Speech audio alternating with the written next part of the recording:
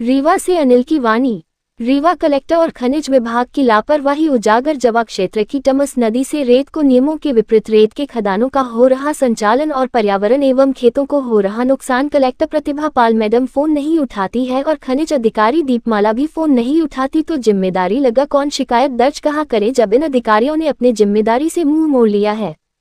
अब बात करते हैं उस जिले की जहां नदियों से रेत निकालने वाले लोगों पर खनिज विभाग के अधिकारियों को कार्रवाई करनी चाहिए, लेकिन ज्यादातर मामलों खनिज विभाग में पदस्थ वीर सिंह की वीरता के कारण 25,000 रुपए लेकर खुश हो जाते हैं।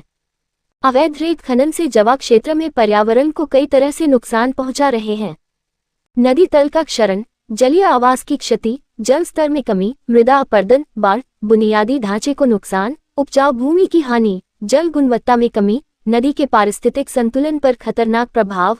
आपको बता दें कि पिछले कुछ दिनों से नदियों से रेत निकालने के तरीके में खबर प्रकाशित किया गया था कि किस तरह से गड्ढा खोदना, सक्शन पंपों के साथ बड़ी मशीनरी का इस्तेमाल करना, खुदाई करने और खुरचने वाले या स्थानीय श्रमिकों द्वारा मैन्युअल रूप से खुदाई करना।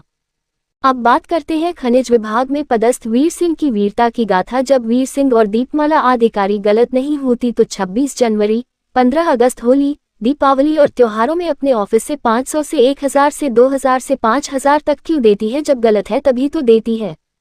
यहाँ बात का आपको यकीन ना हो तो उसे दिन की उनके पास कैमरा लगे हैं, सीसीटीवी कैमरे में फुटेज देख सकते हैं, नहीं तो हमारे ऊपर कानूनी कार्रवाई कर सकती है। ये करना भी चाहिए क्योंकि गलत खबर चलाएंगे तो इनका हक है आगे चलना, लेकिन यह नहीं करेंगे क्योंकि यह गलत है। ये पैसा देती है तभी तो कार्रवाई नहीं हो पाती है। तो जाने उनकी और वीर सिंह की काली कमाई। और अधिकारी दीपमाला की कलेक्टर प्रतिभा पाल मैडम से निवेदन है कि इन दोनों अधिकारियों की जांच की जाए। संपत्ति की तो दूध का दूध और पानी का पानी हो जाएगा। आप जान के ताज्जुब हो जाएगा। उनकी संपत्ति इतनी है कि कभी सोच नहीं सकते। उदाहरण के तौर पर यह खबर आप जरूर पढ़ें।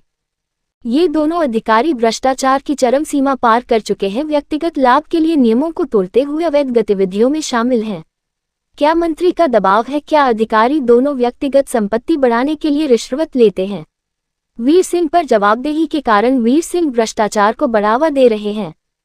भ्रष्टाचार के मामलों में रीवा जांच और कार्रवाई में देरी होने से भ्रष्ट अधिकारियों को संरक्षण मिला हुआ है। रीवा के अधिकारी के पीए की राजनीतिक दखल के कारण वीर सिंह पर निष्पक्ष जांच नहीं हो पा रही है। एक और सवाल है कि क्या कोई और जो खनिज विभाग में कार्यरत कर्मचारियों के ऊपर कानूनी कार्रवाई नहीं होने के कारण इनके हौसले बुलंद हो रहे हैं? क्योंकि कुछ साल पहले सतना से आई हुई मैडम पर कार्रवाई हो चुकी है तो वह डर रही होंगी, लेकिन वीर सिंह के वीरता की अभी तक मशाल जली हुई है। अब इस वीडियो में साफ देख सकते हैं कि जवा तहसील क्षेत्र में किस तरह से नदियों से रेत निकल जा रही है और खेत के कटाव हो रहा है और अधिकारी मौन हो रहे हैं और ना ही फोन उठा रहे हैं। रीवा से अनिल की वाणी। रीवा कलेक्टर और खनिज विभाग की लापरवाही उजागर। जवा क्षेत्र की टमस नदी से रेत को नियमों के विपरीत रेत के खदानों का हो रहा संचालन और पर्यावरण एवं खेतों को हो रहा नुकसान। Collector Pratibha Pal madam phone नहीं उठाती है और खनिज अधिकारी दीपमाला भी फोन नहीं उठाती तो जिम्मेदारी लगा कौन, शिकायत दर्ज कहाँ करे जब इन अधिकारियों ने अपने जिम्मेदारी से मुंह मोड़ लिया है। अब बात करते हैं उस जिले की जहां नदियों से रेत निकालने वाले लोगों पर खनिज विभाग के अधिकारियों को कार्रवाई करनी चाहिए, लेकिन ज्यादातर मामलों खनिज विभाग में पदस्थ वीर सिंह की वीरता के कारण 25,000 रुपए लेकर खुश हो जाते हैं। अवैध रेत खनन से जवा क्षेत्र में पर्यावरण को कई तरह से नुकसान पहुंचा रहे हैं।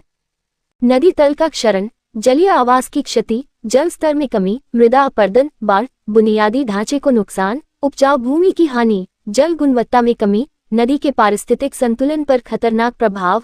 आपको बता दें कि पिछले कुछ दिनों से नदियों से रेत निकालने के तरीके में खबर प्रकाशित किया गया था कि किस तरह से गड्ढा खोदना, सक्शन पंपों के साथ बड़ी मशीनरी का इस्तेमाल करना, खुदाई करने और खुरचने वाले या स्थानीय श्रमिकों द्वारा मैन्युअल रूप से खुदाई करना।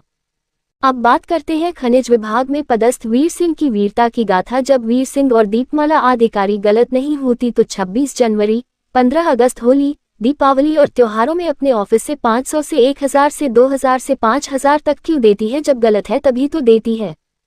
यहाँ बात का आपको यकीन ना हो तो उसे दिन की उनके पास कैमरा लगे हैं, सीसीटीवी कैमरे में फुटेज देख सकते हैं, नहीं तो हमारे ऊपर कानूनी कार्रवाई कर सकती है। ये करना भी चाहिए क्योंकि गलत खबर चलाएंगे तो इनका हक है आगे चलना, लेकिन यह नहीं करेंगे क्योंकि यह गलत है। ये पैसा देती है तभी तो कार्रवाई नहीं हो पाती है। तो जाने उनकी और वीर सिंह की काली कमाई। और अधिकारी दीपमाला की कलेक्टर प्रतिभा पाल मैडम से निवेदन है कि इन दोनों अधिकारियों की जांच की जाए। संपत्ति की तो दूध का दूध और पानी का पानी हो जाएगा। आप जान के ताज्जुब हो जाएगा। उनकी संपत्ति इतनी है कि कभी सोच नहीं सकते। उदाहरण के तौर पर यह खबर आप जरूर पढ़ें। ये दोनों अधिकारी भ्रष्टाचार की चरम सीमा पार कर चुके हैं। व्यक्तिगत लाभ के लिए नियमों को तोड़ते हुए अवैध गतिविधियों में शामिल हैं। क्या मंत्री का दबाव है? क्या अधिकारी दोनों व्यक्तिगत संपत्ति बढ़ाने के लिए रिश्वत लेते हैं? वीर सिंह पर जवाबदेही के कारण वीर सिंह भ्रष्टाचार को बढ़ावा दे रहे हैं। भ्रष्टाचार के मामलों में रीवा जांच और कार्रवाई में देरी होने से भ्रष्ट अधिकारियों को संरक्षण मिला हुआ है। रीवा के अधिकारी के पीए की राजनीतिक दखल के कारण वीर सिंह पर निष्पक्ष जांच नहीं हो पा रही है।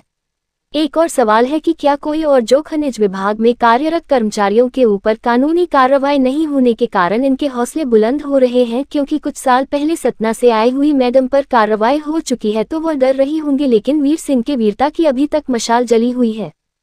अब इस वीडियो में साफ देख सकते हैं कि जवा तहसील क्षेत्र में किस तरह से नदियों से रेत निकल जा रही है और खेत के कटाव हो रहा है और अधिकारी मौन हो रहे हैं और ना ही फोन उठा रहे हैं।